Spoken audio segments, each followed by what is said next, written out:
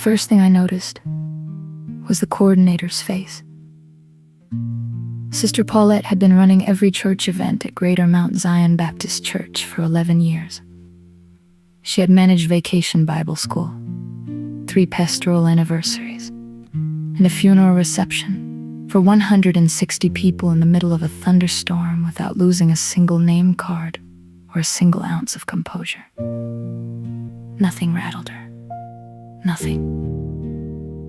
So when I looked up from the centerpiece I had been admiring, white roses and eucalyptus, the decorations committee had outdone themselves that year, and saw Sister Paulette standing near the entrance with her hand pressed flat against her chest, I knew something had gone wrong before I understood what it was. The room did not go quiet all at once. It went quiet in sections, the way a congregation quietens when something happens at the altar that no one planned.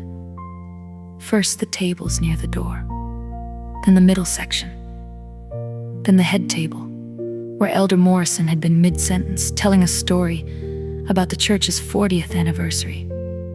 He stopped, not because anyone signaled him. He stopped because the room told him to.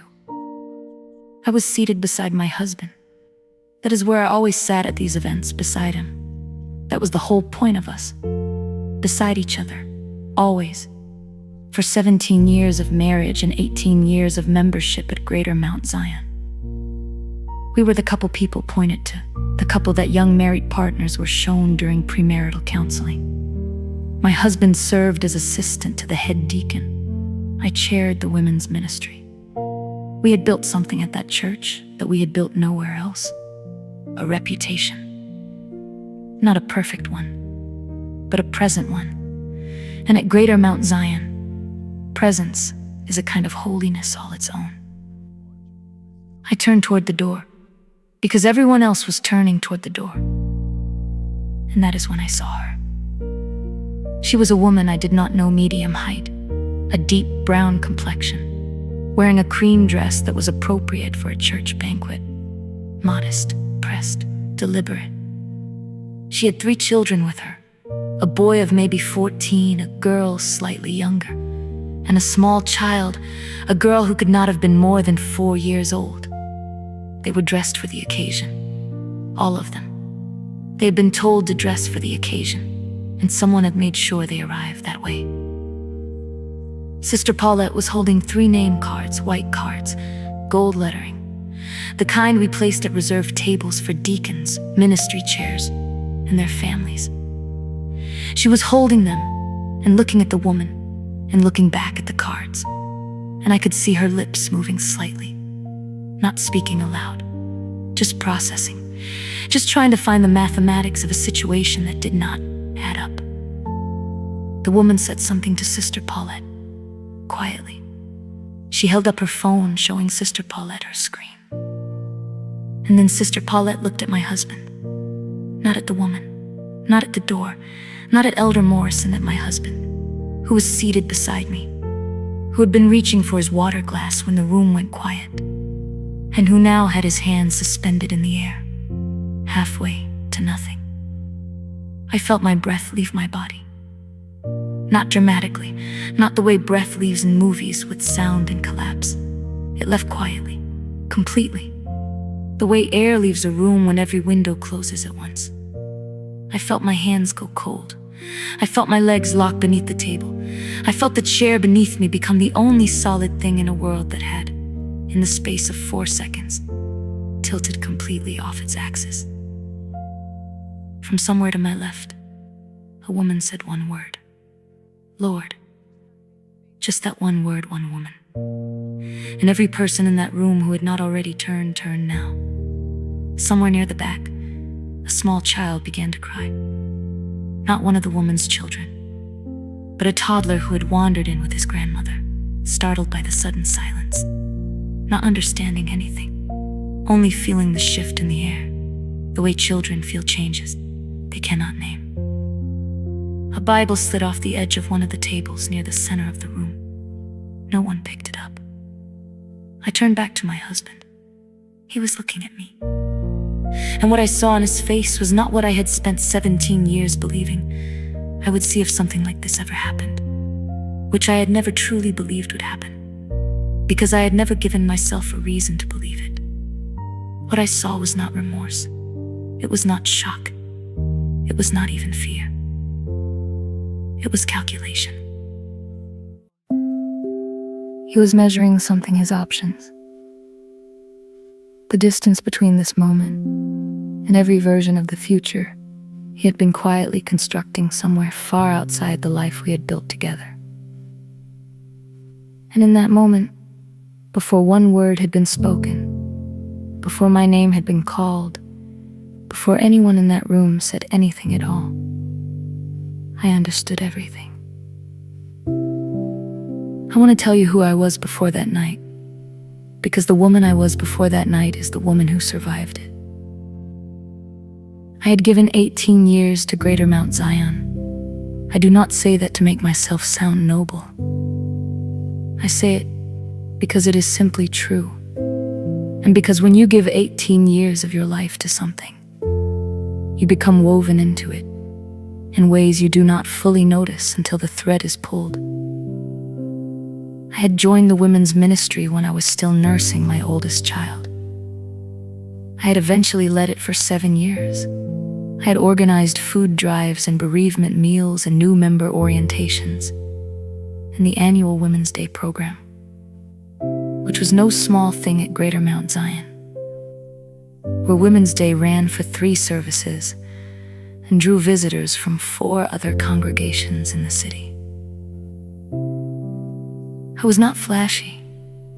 I was not the woman people wrote articles about. I was the woman who made things run, who remembered which sister needed a ride on Sunday mornings, and which one needed a phone call on Tuesday evenings when the quiet got too loud, who stayed after service to fold the programs, and stayed before service to set out the communion elements, who knew where everything was and who everything belonged to. That was me. My husband. I will call him Elijah, because that is not his name, but it is what he called himself in church, his confirmation name, the name he wore for 17 years of Sundays. Elijah served beside me. He was assistant to head deacon Reginald Okafor, a man of principle and gravity who had mentored Elijah since we were newly married, and newly joined Elijah was good at the public parts of service. The handshakes, the announcements, the standing at the door and welcoming people in. He was easy to love from a distance. He always had been. We had 3 children. Imani was 19. She had started her first year at the community college that fall, commuting from home, still very much embedded in the life we had built at Greater Mount Zion. She had grown up in this church. She had been dedicated here as an infant, baptized here at 13, and had served in the youth leadership program for 3 years before aging out. She was serious and thoughtful, and she moved through the world with a kind of careful deliberateness that sometimes broke my heart, because I did not know where she had learned it, whether it was from watching me or from something she had concluded on her own. Caleb was 16. He sang in the youth choir, played basketball, and worshiped his father in the specific and total way that teenage boys worship the fathers they believe in. Without examination, without conditions, with the whole of themselves, Caleb and Elijah did everything together on Saturday mornings. The hardware store, the barber shop, a standing breakfast at a diner 2 miles from the house. It was a ritual I had never questioned, because it gave them both something I could not give them. And I had always understood that Caleb carried himself like a young man who believed the world was basically safe. And I had always believed that confidence was the most important thing a father gives a son. Zoe was 11. She was the one who still held my hand in church. She sang in the children's choir and took it extremely seriously, and corrected the other children's pronunciation of words in the hymns with a gentleness that made the choir director laugh. She was the kind of child who could make a room feel brighter without meaning to, without even knowing she was doing it. And she was still at the age where her father was simply her father. Not a person, not someone to be evaluated, just the warm weight of him in the house, the sound of his truck in the driveway, the presence that made the family feel complete. That was who we were the night I sat beside Elijah at that banquet table, with my name card on the left and his on the right, and the candles lit, and the room full of people who had loved us for nearly 2 decades. Sister Paulette did not speak. She did not have to. The mathematics of the situation had already resolved itself, because the woman at the door had done something that no one in that room could misread. She had walked to the nearest reserved table, the family table, our table, and she had stood in front of it with her children gathered around her, and she had shown Sister Paulette the name on her phone, a name that matched a name card. And then she had looked across the room and found the man she was looking for, and she had not looked away, and he had not looked away either. And in that exchange, every person in that room who was watching saw what I saw. He knew her. Not as an acquaintance, not as a church contact or a professional connection. He knew her the way you know someone whose schedule you have memorized, whose children's names you have said in your own voice, whose presence in a room changes the temperature of your face. He knew her, and she knew him, and they had both known that this night was coming, and only one of them had told me. I did not scream, I want to be clear about that, because the story I am about to tell you is not a story about screaming. I did not overturn the table. I did not stand up and address the room. I am a woman of a certain kind of faith, and that faith does not express itself in performance. It expresses itself in endurance. And so what I did was sit very still, with my hands folded in my lap and my back straight, and I let the room do what it needed to do without me in the center of it. Elder Morrison recovered himself first.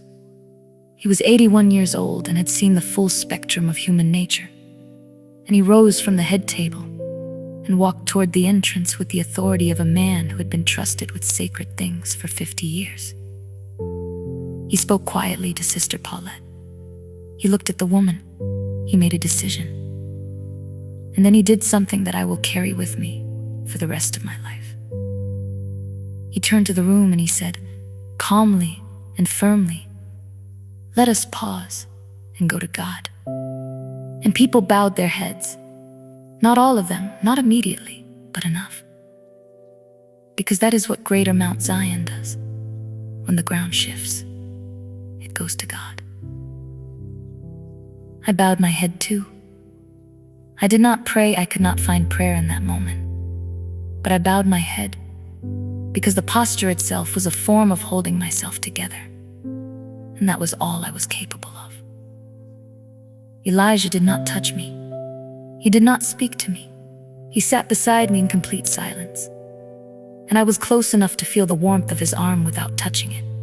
And I thought about the fact that I had slept beside this man for 17 years. And that apparently I had been sleeping beside a stranger for at least some of those years.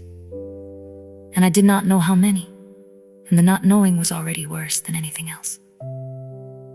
After Elder Morrison's prayer, the woman was quietly escorted to a separate area. I was told later that one of the senior mothers of the church went with her and sat with her. And I have always been grateful for that. Because whatever that woman was in relation to my marriage, those children were not responsible. And they had dressed for a banquet and had not eaten. I stayed at the table until the event formally closed 45 minutes. I ate nothing, but I did not leave. Because leaving would have meant making the night about me.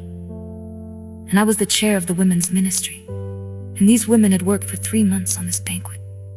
And I was not going to let my husband's choices dissolve what they had built. That is the only decision I made that night that I am entirely at peace with, even now.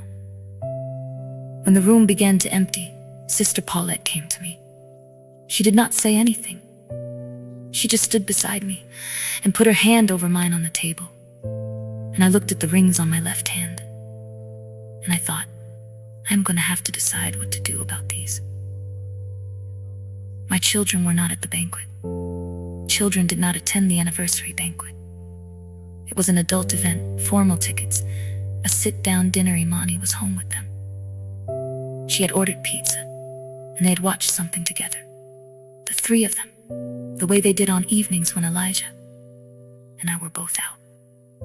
They were fine when I got home. Zoe was already in bed. Caleb was on the couch with his phone. Imani was in the kitchen cleaning up, and she looked at my face when I came through the door.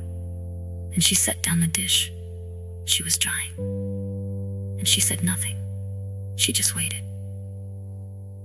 I told her to go to bed. I told her we would talk tomorrow. I kissed her on the forehead, which I had not done since she was very young, and she let me. Elijah had not come home with me. I had driven myself. That is all I will say about that. I sat in the kitchen for a long time. I did not cry. I did not move very much. I sat at the table where my children ate breakfast every morning, and I tried to understand the shape of what had happened. And every time I thought I had found it, it shifted into something larger and more complicated, and I had to start again. The small girl, 4 years old, at most, which meant this had been happening for at least 5 years, which meant that Caleb had been 11 when it started, which meant Zoe had been 6, which meant the father who drove them to school and sat at the head of this table and prayed before meals had already been somewhere else for years and had looked us all in the eye every single day and said nothing. That was the calculation I had seen in his face. That was what lived behind it. He came home in the early hours of the morning. I was still in the kitchen. I heard the truck, I heard the door. I heard him stop in the hallway when he saw the kitchen light still on. He came in and sat down across from me. And then he told me. I am not going to give you every word of what he said, because those words are mine to carry, not yours to borrow.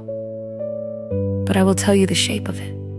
5 years, not a mistake, not a moment of weakness, not a single incident that had grown complicated. 5 years. A woman named Simone, 2 children who were his. The small girl, Amara, a boy, Dion, who was 9, and the older girl, who was 12, who was Simone's daughter from before, and whom Elijah had helped raise for 5 years. Which meant she called him something. She called him something in her house, and I could not bring myself to ask what. He had reserved those seats. He had put their names on the cards himself, weeks ago, using his access to the event planning documents. He said he had intended to tell me before the banquet. He said things had gotten complicated. He said the word complicated several times, as if that word were an explanation rather than an evasion. He said he was sorry. He said it the way people say things when they are sorry to have been discovered. I listened to all of it. I let him speak until he had nothing left. And then I told him that I needed him to leave the house for the rest of the night, and that we would speak again after I had talked to our children. And that whatever happened next, it would happen on my terms and in my time. He left. I went upstairs and stood in the doorway of each of their rooms. Zoe, sleeping with her arm thrown over the edge of the bed, her choir folder still on the nightstand from rehearsal 2 days before Caleb, headphones around his neck, his jersey folded on the chair. A boy who still believed his father was who his father had presented himself to be, Imani, reading in the low light, who looked up when I passed her door and said nothing, just watched me with the eyes of a young woman who had already begun to understand that things were worse than she had thought. I told her tomorrow, I promise. She nodded.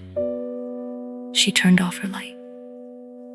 I sat on the edge of my own bed in the dark, and I asked God what He expected me to do with this. And the room stayed quiet. And I understood that the answer was not going to come tonight, and that I was going to have to carry the weight of the morning before I could put anything down. I told Imani first, the next morning, before the others woke up. She sat at the kitchen table, and I told her the truth. Not every detail, but the essential truth, the shape of it, the duration of it, the existence of the other children. She was still for a long time. She is her father's child in her face, and her mother's child in her silences. And she sat in that silence for so long that I thought she might not speak at all. Then she said, "How long have you known?" I told her since last night. She nodded slowly, and I watched something shift behind her eyes. Not collapse, but reorganization. She was deciding something about him, about faith, about the difference between who someone says they are and who they demonstrate themselves to be. She was doing in 4 minutes what most people take years to do, and I could not help her do it faster, and I could not do it for her. She said, "What do you need from me right now?" I told her I needed her to be present. When I told Caleb and Zoe not to speak, just to be there, because I did not know how Caleb would respond, and I wanted her nearby. She said, "Okay." That was all that was Imani. Telling Caleb was the hardest thing I have ever done in my life. I want you to understand that I have done hard things. I sat beside my mother when she stopped breathing. I lost a pregnancy between Caleb and Zoe that I have never spoken about publicly. I have led women through grief and illness, and betrayal and abandonment for 7 years of ministry. I know hard. Telling Caleb was harder than all of it.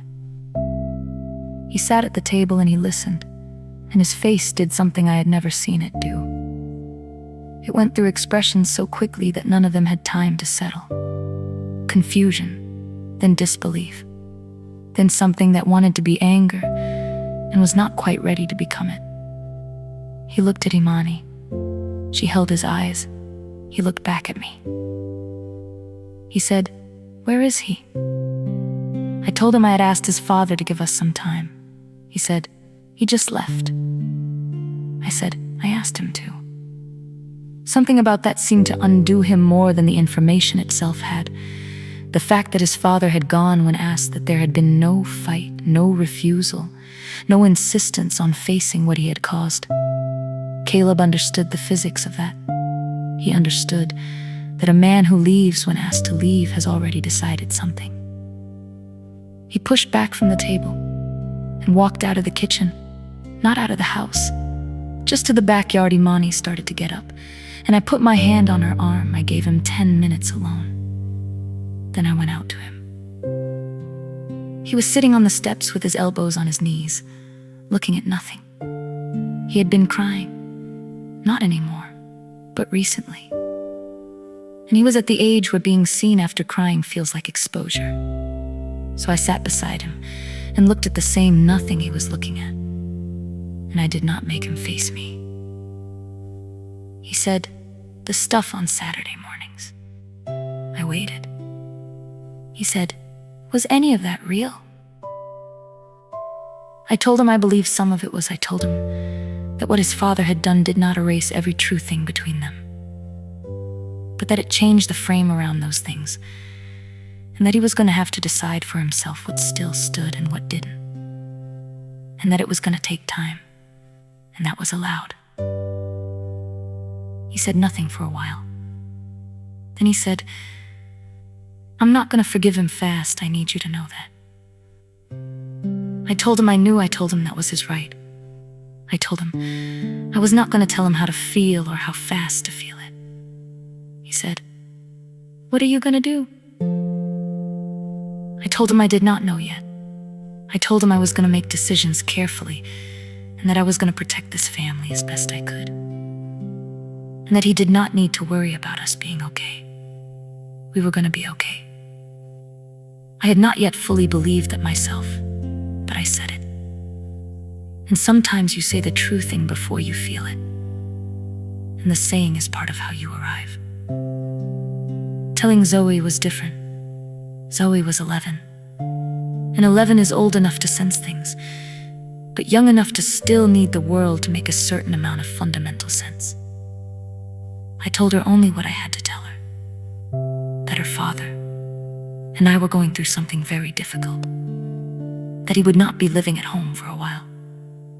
That she had not done anything wrong, and would never be the reason for anything wrong. That both of her parents loved her, and that was not changing. She asked if we were getting divorced. I told her I did not know yet. She thought about that. Then she said, "Are you okay?" I told her I was getting there. She came and put her arms around me, and she was still small enough to tuck under my chin. And I held her, and I breathed through it, and I did not fall apart, because she was watching. And what she saw me do in this moment was going to live in her longer than she would understand for years. The consequences at Greater Mount Zion came quickly, as they always do in a community small enough that everyone knows everything and large enough that the knowing spreads in layers, each layer slightly distorted. Elijah resigned from the deacon board within the week. He did not make a formal statement. He simply wrote a letter, which Pastor Williams shared with the elder board in a closed session, and which I was told about afterward. Whether he resigned because he felt genuinely convicted, or because he understood the position was untenable, I cannot tell you. I no longer trust my ability to read his motivations. There were conversations about my position in the women's ministry. I want to be honest with you about this, because the church's response to betrayal is complicated, and the people who love it most are sometimes the ones who understand its complications least. Some of the women who had worked beside me for years came to me privately and said, "Nothing in this changes how we see you." And they meant it. A smaller number of women, quietly, in the way these things happen, began to question whether my presence as women's ministry chair was too complicated now, too much of a distraction, whether there needed to be space and transition. I heard those conversations secondhand. I was never asked directly. I made the decision myself. I stepped down from the chairship before anyone had to ask me. I did it in a letter to Pastor Williams, which I wrote carefully, which I read 3 times before I sent it, which said that I was stepping down, not because I had done anything wrong, but because this season required me to tend to my family before I could tend to the ministry, and that I trusted God to manage the order of those things. Pastor Williams called me after he received it. He said almost nothing, which is the highest form of pastoral response, I know. Not filling the silence, just witnessing it. I did not stop attending. That was the one thing I held on to with both hands. I was not going to let my husband's choices displace me from the spiritual community I had helped build for 18 years. I sat in the same pew. I greeted the same people. I sang the same hymns. And some Sundays, the effort of that almost broke me. And some Sundays, it was the thing that held me together.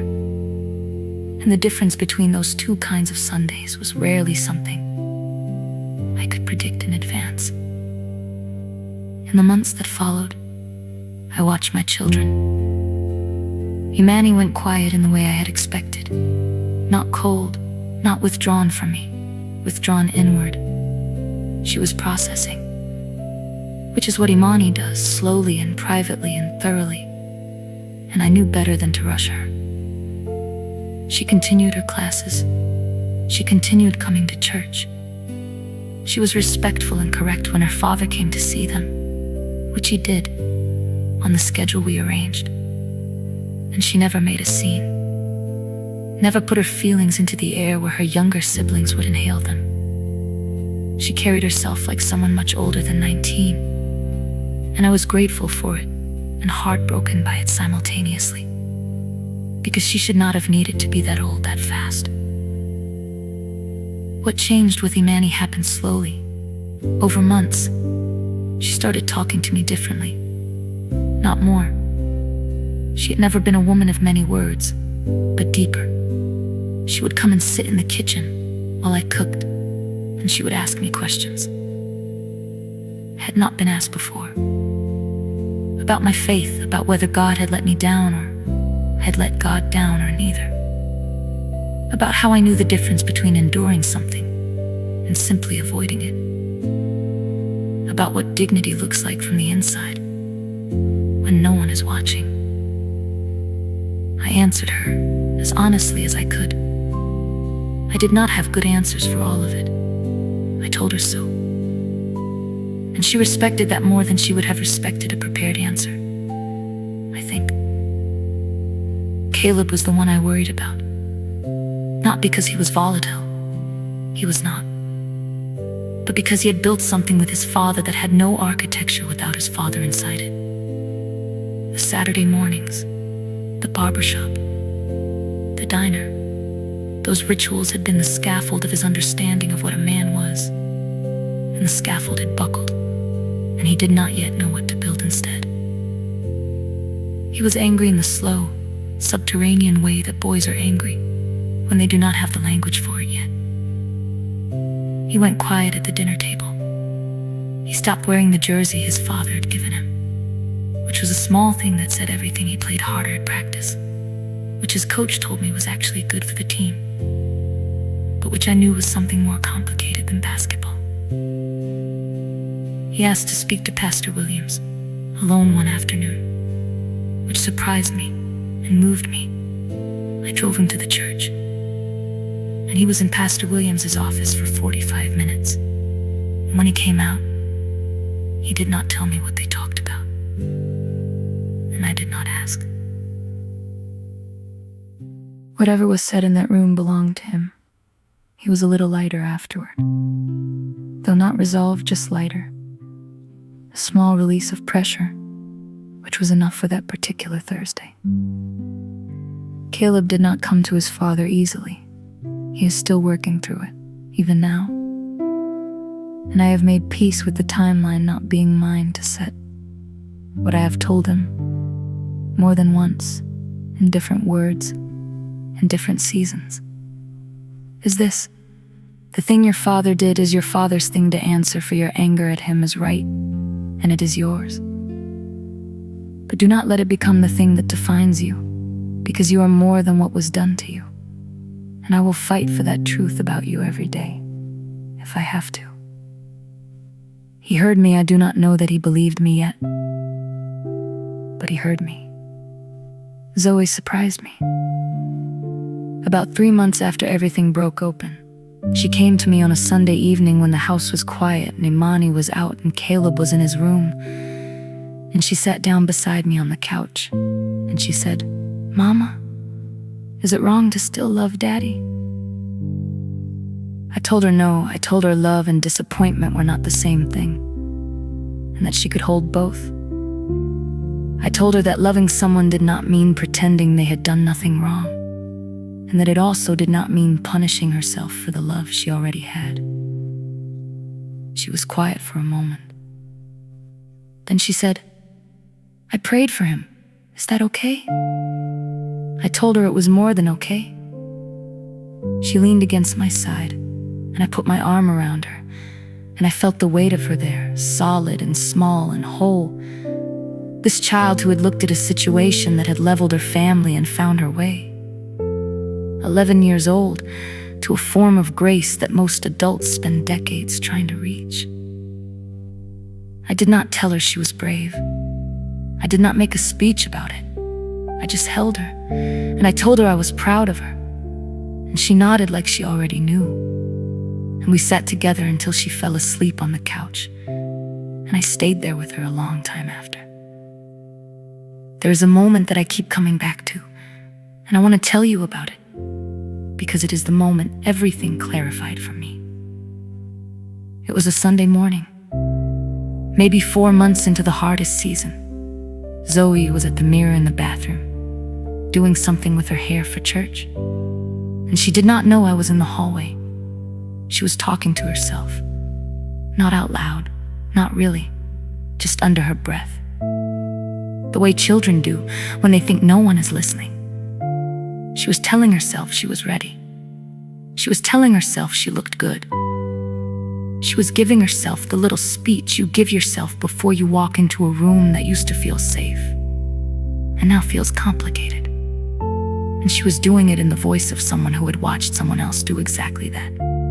Someone who had watched it every Sunday for 4 months and had learned the rhythm of it. She had learned it from me. I stood in the hallway, and I did not go in. I let her finish. I let her straighten her collar and lift her chin and decide she was ready. And then I heard her take a breath and exhale. And then she opened the bathroom door and found me in the hallway. And she smiled and said, "You look nice, Mama." I said, "So do you." And we walked to the car together.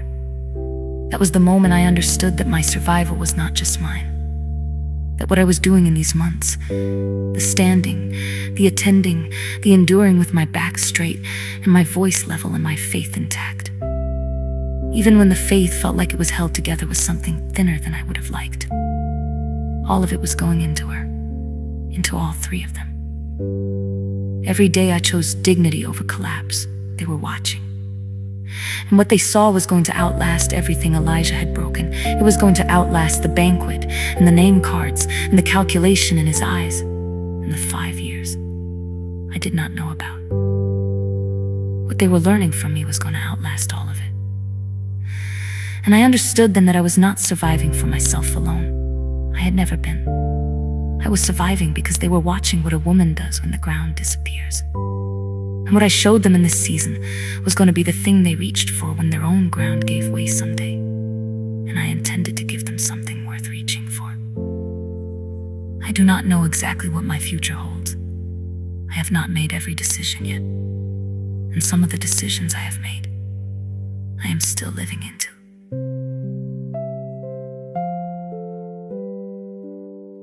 I know that I am no longer the woman who sat at that banquet table and did not know what her husband had built behind her back. I know that I am still a member of Greater Mount Zion, still a woman of faith, still a mother of 3 children who need me to be whole. I know that the wholeness I am building is real, even though it is incomplete, and that incomplete wholeness is still something, still more than rubble. I know that the woman who prayed for her father at 11 years old is going to be something extraordinary someday. I know that the boy who asked the pastor his questions and came out lighter is finding his way towards something he will not be able to name until he gets there.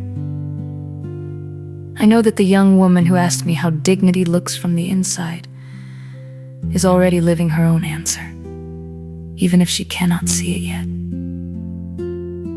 That is what God preserved in this family, not our reputation, not the picture we made in the church directory, not the way people pointed to us in counseling sessions.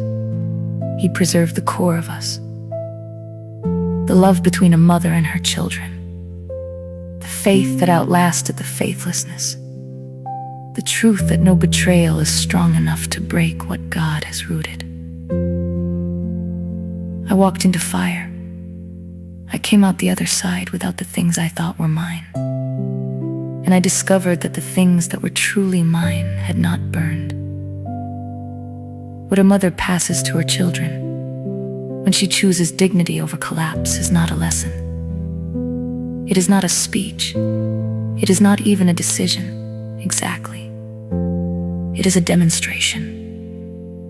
It is what they see when they watch you get up, When they see you dress well and lift your chin and walk into the room that hurt you and worship anyway, and love anyway, and stay anyway. They're watching all of it. They're taking it in. They're storing it somewhere they do not yet have words for. And one day, when the ground disappears beneath them, and it will, because it disappears beneath everyone eventually, they will reach for what you showed them, and they will find something there, and that something will hold. I trust God. For that I am staking the rest of my life on it. If this story reached something in you today, something you needed to hear, something you have been holding alone, please know you are not alone in it. Like this video, leave a comment. If this channel has been a space where you have felt seen, share it with someone else who needs it. I will be here next time with another story. God bless you and keep you.